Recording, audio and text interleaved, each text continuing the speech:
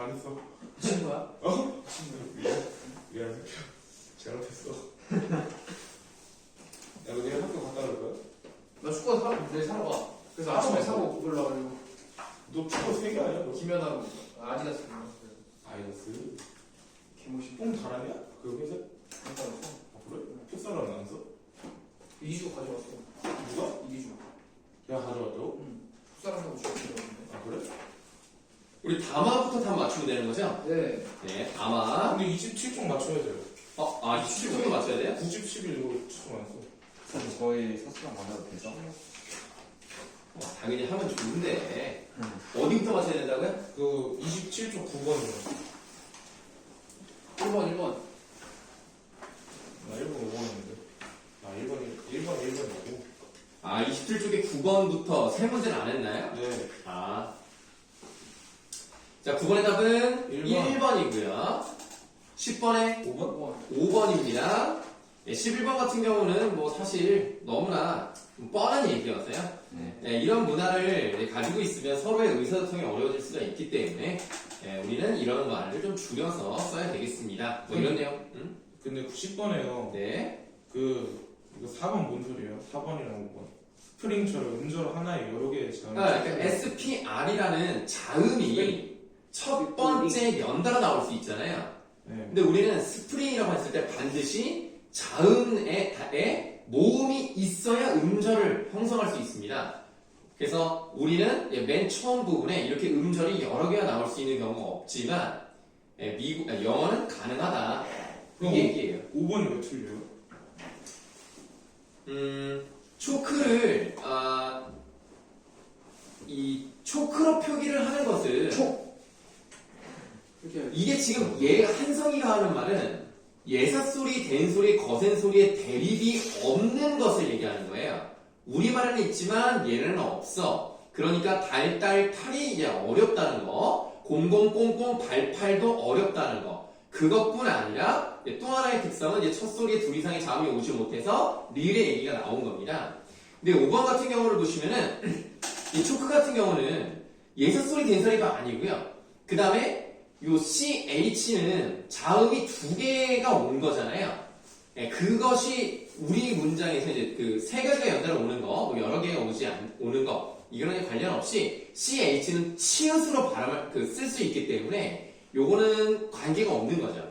그러니까 스프링 같은 경우는 우리가 반드시 모음을 넣어서 리까지는 다 모음을 넣고 CH는 두 개가 왔다 하더라도 우리는 치읓을 쓸 수 있기 때문에 요거는 관계가 없다. 이렇게 말씀을 드리는 겁니다.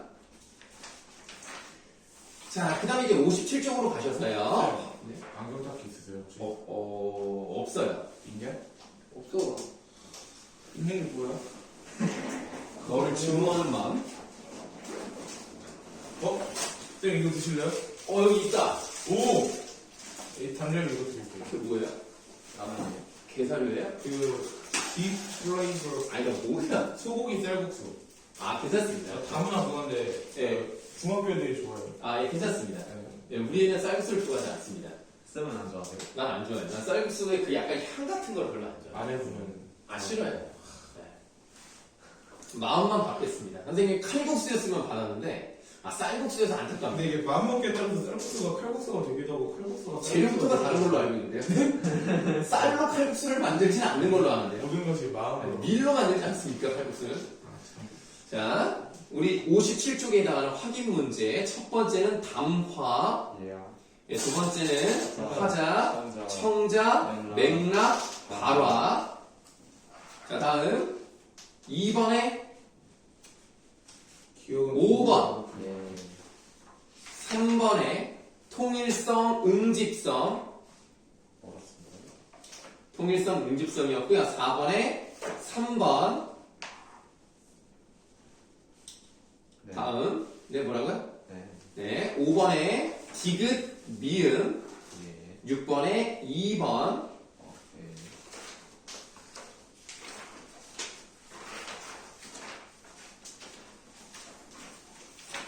자, 페이지 67페이지에 해당하는 부분입니다. 1번에 5번, 2번에 5번. 5번, 5번이에요? 네, 5번입니다. 자, 적절한 건데요. 늑대가 나타난 위급한 상황을 효과적으로 표현할 수 있다는 측면. 그러니까 늑대다라고 하는 것은 사실은 서술어만 존재한다고 볼 수가 있겠죠. 그래서 주어가 빠져 있지만 완결된 것 같지 않지만 이거는 효과적으로 자신의 생각을 잘 드러낼 수 있다면 그리고 불특정 다수에 말하고 있다 하더라도 다마라고 볼 수가 있는 겁니다. 그래서 불이야 요거랑 비슷한 거라고 생각을 하시면 되겠습니다. 3번의 답은 2번. 4번에 너 몇 살이니는 애가 어린데 피아노를 잘 쳐서 놀래서 하는 얘기고요. 예, 두 번째 너 몇 살이니는 나이를 먹을 대로 먹었는데 이것이 아직도 개념이 없구나 라는 것을 질책하는 내용입니다. 5번의 답은 1번. 자, 여기서 보시면 언어적 맥락이라는 것은 이 말에 있는 단어 그리고 어떤 흐름이었나 이것을 바탕으로 알아낼 수 있는 것이 바로 언어적 맥락입니다. 그래서 우리 같이 갔던 거기라고 했어요. 그럼 실제로 같이 갔었던 거 아닙니까? 그렇죠. 네, 그래서 그것을 고려해서 분시점이라는 것을 알았기 때문에 1번이 답이 되겠습니다. 옳은 거네. 네. 6번의 답은 3번. 3번. 다음 7번에 3번. 2번입니다. 에이. 나 이거 들어갔어. 몰라요. 아무리, 여기 돌아가. 아무리 머릿속에서 시험지의 표지 오해만 해다 잘못 쓰면 틀릴 거예요. 아니 2번 위치가 3번 같아요. 예, 모르겠어요, 저는. 너무 몰라 말했어. 자, 다음은 8번의 답은 이게 3번. 네, 3번, 9번에 1번. 1번입니다. 자, 이제 문장의 짜임 쪽으로 가볼 건데요. 저 여기 써준 거 안 했어요. 왜 그랬죠? 너무 자, 쉽네요. 석현이는 빠짐없이 다 했지? 예. 71쪽에 1번의 답은 4번. 2번에 이어진 문장의 개념은 거기 이제 왼쪽에도 보시면 둘 이상의 절이 연결 어미에 의해 결합된 문장입니다. 넘어갈게요. 네. 다음 73쪽입니다. 1번. 3번의 답은 1번.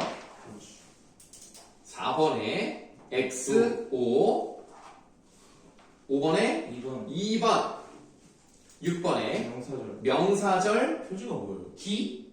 아, 그거 말하는 거구나. 네, 표지라는 것은 이게 명사절이구나 라는 것을 우리에게 알려주는 게 표지예요. 그래서 기가 답이 되겠고요. 7번은 뒷다리가 길다의 밑줄을 하시면 되겠고 서술절. 네, 서술절.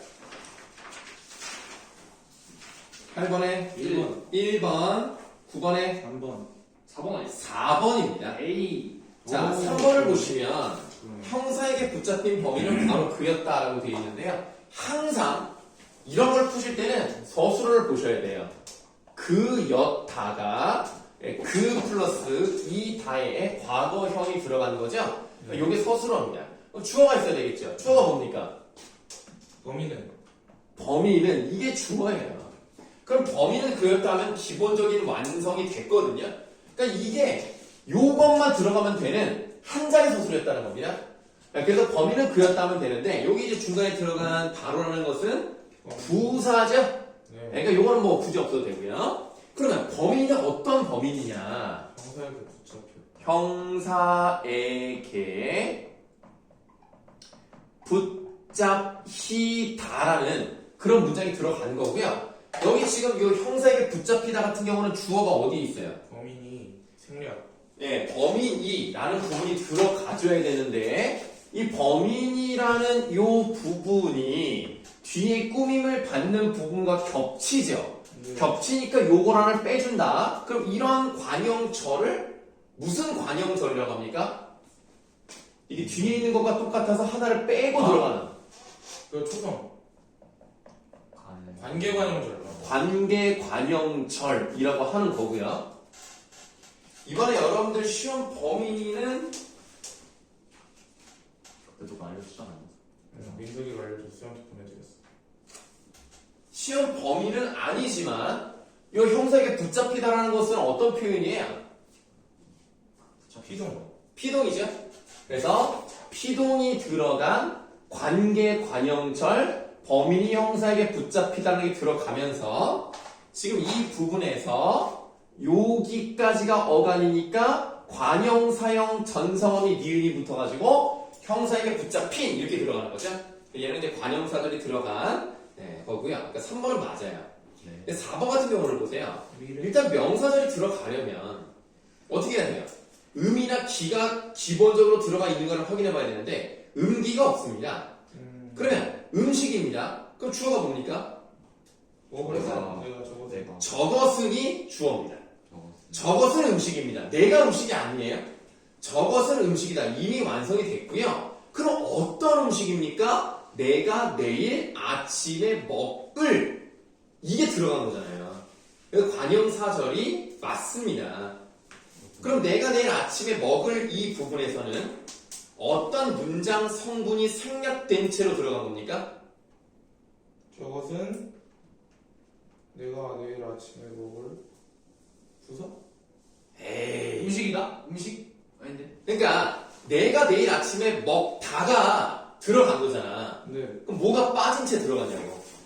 목적어. 목적어가 뭐야? 음식을. 음식을이라는 목적어가 빠진 채로 들어간 관계 관형절이라는 것을 알 수가 있죠. 이건 관형사절입니다. 자, 어디를 보실 거냐면 77쪽을 볼게요. 자, 77쪽의 기억을 보세요. 우리는 그가 정당했음을 깨달았다입니다. 깨달았다가 서술어죠. 네. 몇 자리 서술어입니까? 두 자리. 두 자리 서술어입니다. 주어와 목적어. 목적어를 필요로 해요. 그럼 우리는 이 주어니까 일단 빼시고, 그럼 이제 나머지 부분이 그가 정당했음을 여기가 목적어네요. 네. 그러면 그가 정당했음 요 부분이 뭘로 들어간 거예요? 명사절. 명사절로 들어갔죠? 생략된 부분이 있습니까 없습니까?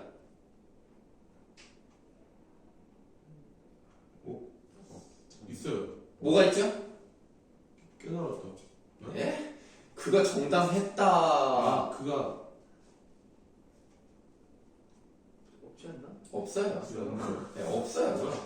네, 그가 정당했다가 이미 그냥 완전한 문장이라고 보시면 되겠습니다. 생략된 부분이 없이 들어간 명사절이고요. 기억하실지 모르겠습니다만 기 둘 중에서 음이 들어가면 어떤 느낌을 좀 준다 그랬죠? 약간 그런 느낌. 뭐야 그게 약간 그런 느낌이 뭐야? 그냥 과거 이미 그 일이 일어나서 일어난 거야. 네. 알겠죠? 네, 완료예요, 완료. 네, 완료의 느낌이 좀 강합니다. 자, 그 다음에 니은을 보세요. 닦았다가 서술어죠? 몇 자리 서술어? 두 자리. 두 자리. 두 자리 서술어. 그는 땀을 닦았다. 이렇게 주어, 목적어를 필요로 하는데요. 어떤 땀이었죠? 이마에 흐르는 이마에 흐르는입니다. 그럼 뭘로 들어간 거예요? 관형사절. 관형사절로 들어갔죠? 그럼 이 관형사절이 들어갈 때 어떤 문장 성분이 빠진 채 들어갔습니까? 땀이 땀이라는 주어가 빠진 채 들어갔어요. 오케이. 다음 디귿은요? 서술절. 서술절입니다. 줄여서.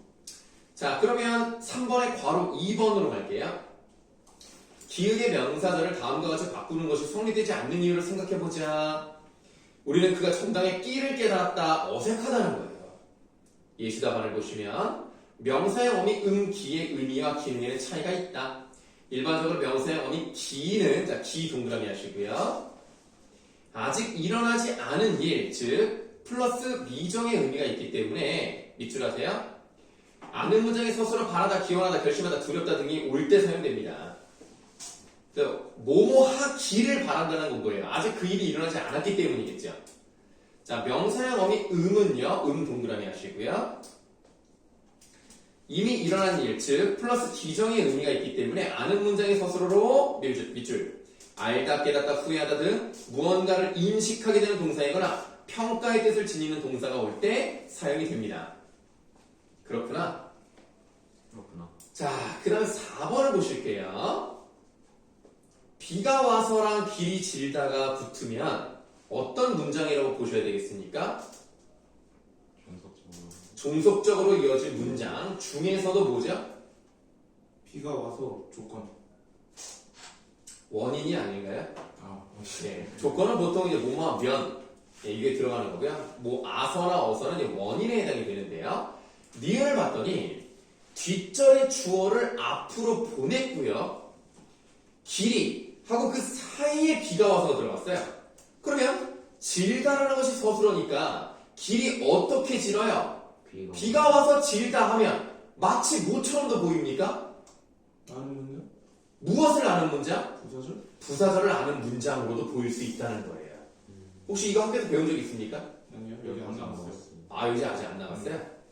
알겠어요. 이건 시험 범위죠? 네, 시험 범위는 맞습니다.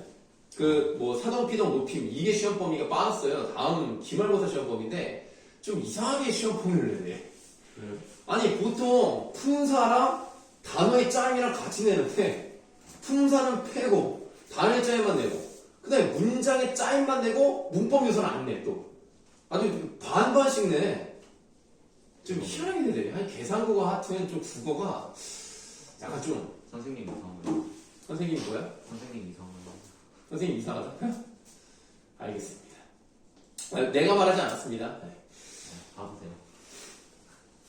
자, 그래서 이 기역으로 보면은 종속적으로 이어진 문장으로 볼 수 있는데 니은으로 보면은 부사절을 아는 문장처럼 보일 수 있다는 거예요.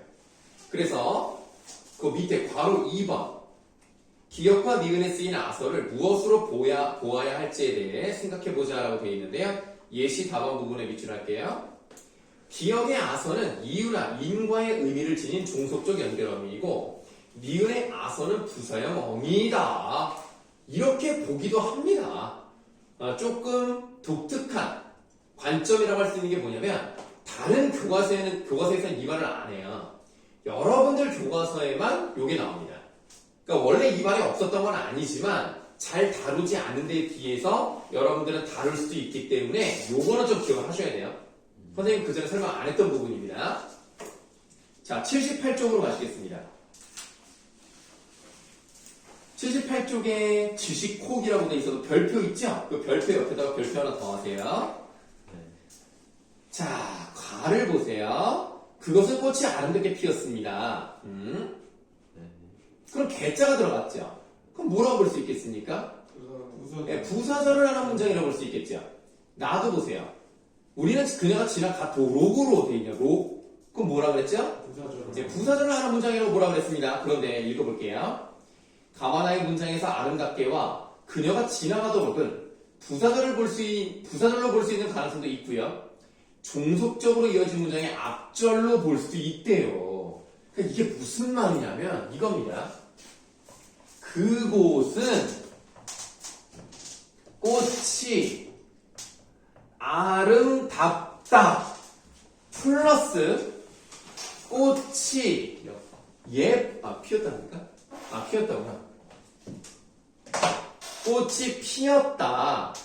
이 두 가지 문장을 여기를 부사형 어미 개로 바꿔주고 여기를 생략해서 이 두 문장을 이어줬다라고 본다면 이러면 종속적으로 이어진 문장이다. 이렇게 본다는 거예요. 아시겠죠? 그러니까 우리가 기본적으로 지금까지는 어떻게 배웠냐면 자, 피었어요. 뭐가 폈어요? 꽃이 폈어요. 어떻게 피었습니까? 해서 부사절로 봤거든요. 근데 지금 여기서는 부사절로 볼 수도 있고 종속적으로 이어진 문장으로도 볼 수 있고 이런 식으로 얘기를 한다는 겁니다. 그래서 이거를 이제 학교 선생님이 받아들이면 이렇게 문장 나올 수 있기 때문에 조심하셔야 되겠다. 이렇게 말씀드리겠습니다.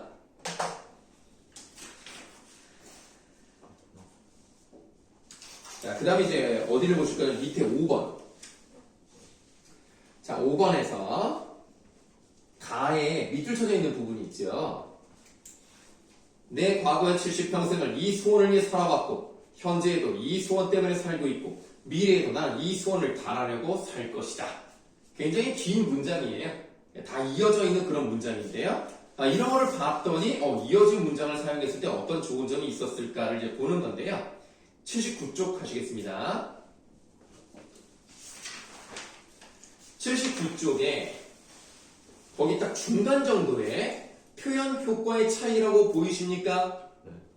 밑줄 친 문장을 3개의 문장으로 나눠 적으면 원래 문장에서 느껴졌던 소원의 간절함이 잘 드러나지 않습니다. 밑줄하세요. 원래 문장에서는 대등하게 이어진 문장의 짜임을 활용함으로써 필자의 소원이 과거, 현재, 미래에도 변함없이 하나뿐임을 강조하여 소원의 간절함이 상대방에게 더 강하게 전달된다라는 거. 그렇게 알아두시면 되겠습니다. 자, 그럼 이제 답을 또 계속 맞춰보도록 하죠. 81쪽입니다. 1번에 1. 1번. 견문장 잘 봐요. 보았습니다. 주어 나와야 되겠죠. 나는 봤습니다. 뭘 봤습니까? 별을. 아주 큰 별을 봤죠? 별을이라는 부분만 들어가도 완성인데요. 어떤 별이냐? 큰 별입니다. 우리가 항상 놓치지 말아야 되는 부분은 뭐냐면 용언이 활용을 해서 어떤 체언을 꾸며준다? 관형사절. 이걸 놓치시면 안 돼요. 그러면 이 문장은 뭐가 들어간 거예요? 관형사절을 하는 문제. 그러니까 어떤 문장이었어요 원래? 나는 별을 보았다. 별이 아주 크다. 별이 아주 크다는 게 들어간 거예요. 주어가 생략된 채 들어갔죠. 1번에 1번이고 2번에다 4번. 4번 3번에 2번. 다 2번입니까? 저는 5번 했습니다. 5번입니까? 석현이는? 뭐죠? 안 한 거야? 아니 저는 1번 1번입니까? 장난이고 2번 했습니다. 2번. 자, 그럼 2번, 5번 둘 중에 답이 있나 볼까요? 있긴 합니까? 없을 것 같아요. 없을 것 같은데. 혹시 우유 먹고 싶은 사람 있으면 말씀하세요. 입되지 않았습니다. 먹이고 싶은 것 같은데. 아니에요. 나 이거 오늘 밤 10시에 먹을 거예요. 오늘 우유 한 통 다 먹기.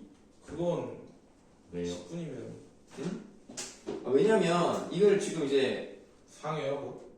그게 아니라 오늘 산 거야. 9월 18일까지 유통기야. 근데 여기 두면 상하지 않을까요?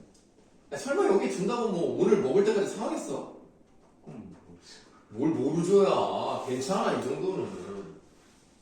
내일 화장실에서 고생하시는 거 아니에요? 괜찮아 화장실 내 친구라서요. 자 3번의 보기 2번을 보시겠습니다. 나는 간식으로 빵과 샐러드를 먹었다. 원래 이 문장인데요. 나는 간식으로 빵을 먹었다. 나는 간식으로 샐러드를 먹었다. 이 두 가지를 이어서 간식으로 빵과 샐러드를 먹었다라고 한다면 대등하게 이어진 경문장 맞습니다. 그래요? 네 맞습니다. 그럼 2번은 답이 아니에요. 5번 말이에요. 5번 볼까요? 생각합니다. 누구를 생각합니까? 그 사람을. 그 사람을 생각하죠. 누가요? 내가. 내가한테는 어떻게 알아? 누가? 예, 누군가가 그쵸? 자 그러면 눈 내리는 겨울밤 이미 뭐예요? 겨울밤에 눈이 내렸다. 이미 문장이에요. 관형사절을 하는 문제. 관형사절을 알았죠? 맞죠? 그럼 경문장이 맞네. 그러네. 네, 그럼 5번은 답이 아니네요. 답은 3번입니다. 자, 걸었어요. 그러면 길을 걸었죠. 길을 걸었죠. 누가 걸었습니까? 그가 걸었습니다. 자, 그러면 이 길이라는 것이 코스모스가 흐드러지게 핀이죠. 네. 그럼 관형사절을 안 했죠. 네.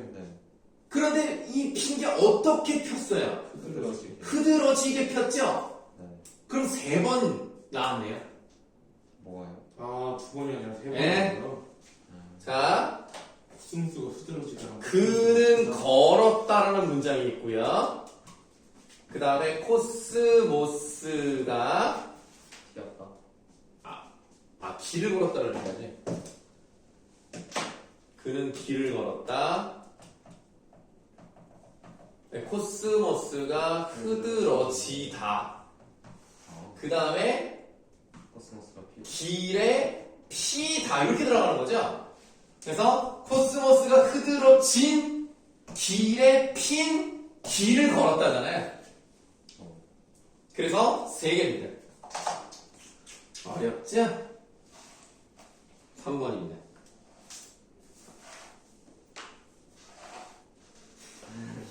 말을 해 말을.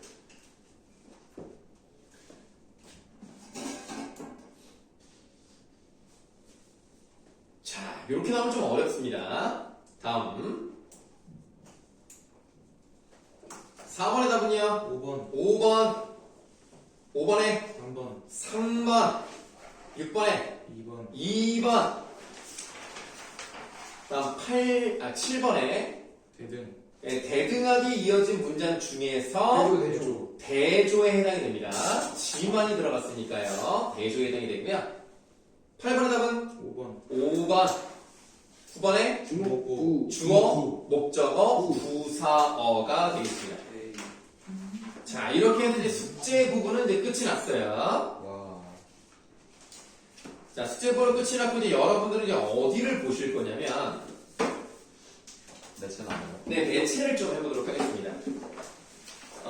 매체까지 하면은 뭐 금방 끝나니까 매체는 예, 쉬는 시간 드리면 될 것 같아요. 솔직히 멸치는 너무 쉬워가지고. 맞아요.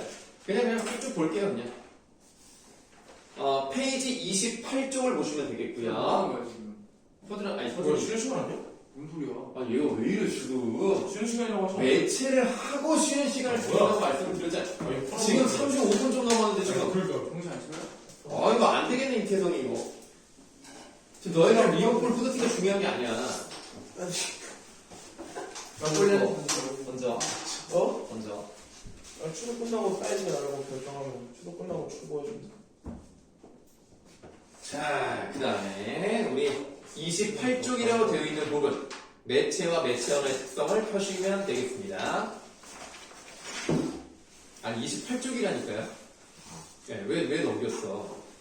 자, 거기 보시면은 브로드웨이에서 배우 생활을 하는 사람입니다. 누굽니까? 버블디아가 어떤 사람인가? 버블디아요? 네. 유튜브에 좀 나와요 난 누군지 몰라서. 노래 잘 불러요. 그렇습니까? 자, 이런 걸 보면은 이게 지금 보니까 이게 아프리카 방송이네요. 그쵸? 유튜브 아니에요? 아니 지금 뒤에 아프리카 얼굴이 있는데? 그러네 그리고 이 오른쪽에 이 채팅창이 아프리카 같은데? 그러네. 네, 어쨌든 아프리카라고 하는 1인 방송인데 밑에 예시다만 한번 보도록 하겠습니다. 인터넷 방송과 같은 다양한 매체가 등장함에 따라 다양한 의사소통의 통로가 열리게 되었습니다. 그 다음에 밑줄을 쭉 할게요. 기존의 대중매체는 주로 일방적인 소통 방식이었는데 1인 방송과 같은 새로운 매체에서는 쌍방향적인 소통이 가능하고 방송을 제작하거나 정보를 제공하는 주체도 보다 다양해졌대요. 그렇구나. 그럼 29쪽으로 가시겠습니다. 그쪽을? 네, 29쪽의 두 번째 문단에 매체랑 이렇게 시작을 하죠? 네. 매체에다 동그라미 하세요. 네, 그리고 밑줄 하겠습니다. 정보와 지식, 사상과 정서를 전달하고 공유하는 수단이래요. 그래서 책, 신문, 전화, 라디오, 사진, 광고, 영화, 텔레비전, 컴퓨터, 인터넷, 이동통신 기기 등 그 종류가 다양하대요. 이거 뭐 거기까지 다 밑줄을 치고 있어. 물자를 좀 아껴야지, 얘야. 뭐 돈 많다고 지금 그러는 거야? 이거 더 많아요 뭐가 더? 36만 원이네 넌 40만 원 받았는데 반띵 한거잖아. 그래서 실질적으로 20만 원밖에 없잖아 네, 뭐 그건 중요하지 않고요. 뭐 40만 원을 받든 36만 원을 받든 물자는 아껴 써야 되겠죠. 네, 밑줄 치라고 하는 데만 밑줄 치세요. 설딩 어차피 너한테 돌아오는 공부를 거. 더 열심히 하고 싶어서 알겠습니다. 자, 다음 문단으로 가겠습니다. 매체 언어란, 매체 언어 동그라미 하세요. 왜 또 동그라미 하라 그럴 땐 안 합니까? 여기 있어요 매체 언어가 세 번째 문단에 있잖아요. 네, 다음 문단에 있잖아. 네, 그리고 밑줄 하세요. 매체를 통해 이루어지는 언어적 작용에 초점을 맞춘 개념으로 소리, 음성, 그림, 문자, 동영상 등 여러 양식을 복합적으로 사용하는 확장된 언어입니다.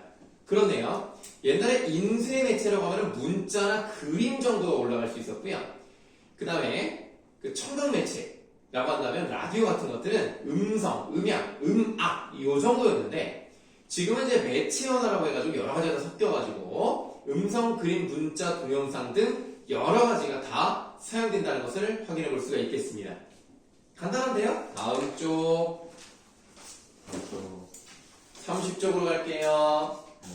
자, 그랬더니 매체의 유형과 특성이 나와 있습니다. 두 번째 문단에 밑줄 쭉 책, 신문, 잡지, 라디오, 텔레비전 등은 전통적인 대량 전달 매체에 해당이 됩니다. 그렇군요. 이들은 여러 정보를 빠른 속도로 많은 사람들에게 보급할 수 있지만 이렇게 정보를 생산하고 제공하기 위해서는 밑줄 많은 자본과 전문적 기술이 필요합니다. 그렇구나. 그렇기 때문에 또 밑줄 일반인들이 생산자로 참여하기 어렵다. 네, 또한 이러한 매체가 생산하는 자료는 밑줄 수용자에게 일방적으로 전달될 수밖에 없고 다음 매체 자료에 대한 또 밑줄 하세요. 수용자의 반응이나 의견을 전달하는 통로가 제한적이었대요. 다 아는 내용 밑줄만 치고 있습니다. 그렇구나. 다음 문단 이에 비해 또 밑줄 컴퓨터, 인터넷, 이동통신 기기 등 정보통신 기술과 결합한 뉴 미디어. 이 뉴 미디어의 특징은 첫 번째 뭐라고 되어 있습니까? 쌍방향적 동그라미. 자, 쌍방향적으로 이루어집니다. 누구나 쉽게 원하는 지식과 정보를 얻거나 나눌 수 있고 받은 정보에 대한 반응을 전달하고 공유할 수 있게 되었는데 우리가 좀 귀찮으니까 전달하고 공유만 동그라미 하겠습니다. 자, 또 기술의 발달로 휴대가 간편한 이동통신 기기를 통해서도 인터넷을 활용할 수 있게 되면서 이러한 쌍방향적 의사소통의 시간적, 공간적 제약은 더욱 약해졌다. 이와 같은 새로운 매체들은 쌍방향성 외에도 기존의 별개의 영역으로 존재하던 동그라미 하세요. 매체들을 통합. 그렇죠? 여러 가지가 다 가능하니까요. 그런 특성도 지니고 있습니다. 다음 문단. 특히 전자우편, 쪽지창, 메신저, 블로그, 누리소통망, SNS, 소셜 네트워크 서비스 등의 활발한 보급으로 매체는 인간관계에도 커다란 영향을 주게 되었다. 언어생활 측면에서도 기존의 매체들이 공식적이고 형식적인 글쓰기를 보여줬다면 인터넷을 기반으로 한 글쓰기는 보다 일상적인 말하기의 특성을 많이 보인다.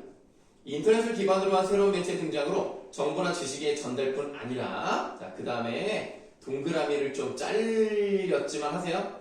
감정과 정서의 공유 이렇게 동그라미 하시면 되겠습니다. 31쪽 이번엔 31쪽의 매체원의 특성을 보도록 하겠습니다. 두 번째 문단입니다. 현대사회에서는 의사소통 상황에서 음성이나 문자, 그림, 소리 중 어느 하나만을 활용하는 일이 드물다. 전통적으로 음성만을 활용하던 대면 상황의 대화에서도 이제는 이동통신기기를 등을 활용해 그림이나 사진을 함께 제시하면서 자신의 설명을 보충하는 모습을 자주 볼 수 있다. 이와 같은 메모하세요.